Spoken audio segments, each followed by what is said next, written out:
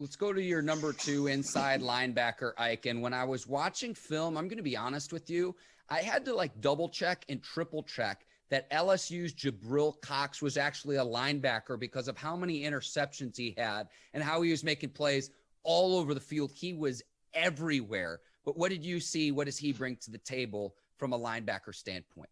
He's another one of these athletes. Transferred from North Dakota. They was calling him a nickel back, but he wound up playing inside and outside linebacker. You're talking about a guy who just has a natural instinct for the ball, a natural instinct on where the play is going. So obviously, he must be doing a lot of good film study. So when I looked at Jabril Cox, I was like, dang, he has a safety body.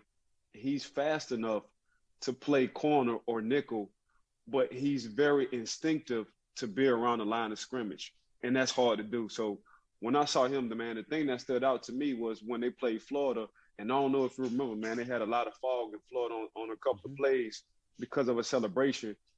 He wound up checking the slot receiver. And this 40, 50 yards down the field, wind up getting a PBU.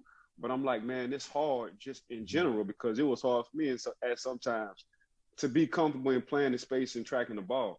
He tracks the ball naturally down the field. You know, he gets his head around naturally down the field. So when you have a guy like Jabril Cox who played corner, who's comfortable in space, whose natural instincts is being around the line of scrimmage, that's a good mix. So when I saw him, man, I had to put him at number 2 for the inside linebacker for me.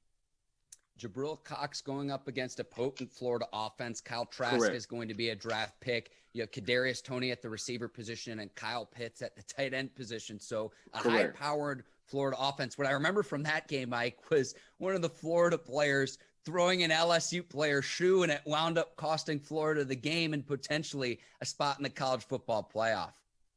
Yeah, I mean, that game was crazy. I mean, I watched that game, but I watched that game as a whole. But then when you pop in the Jabril Cox tape, and then when you look at other guys on Florida who's going high, the Kyle Pitts, the Trash, the Tonys, when you look at all these guys, you're like, dang, in one game, man, we possibly have 4 guys that go first round that we watch. So, but he stood out, you know. So that's what caught my eye on Jabril. Just very athletic. I put in my notes, he's probably the best athlete, and the reason why I think he's probably the best athlete in this group because of the multiple positions he can play, and he's not afraid to run down the field 40, 50 yards with these nickels and these slots and these tight ends. You're going to need a guy like Jabril Cox in the NFL now because you got guys like Kyle Pitts that's coming out at these tight end positions.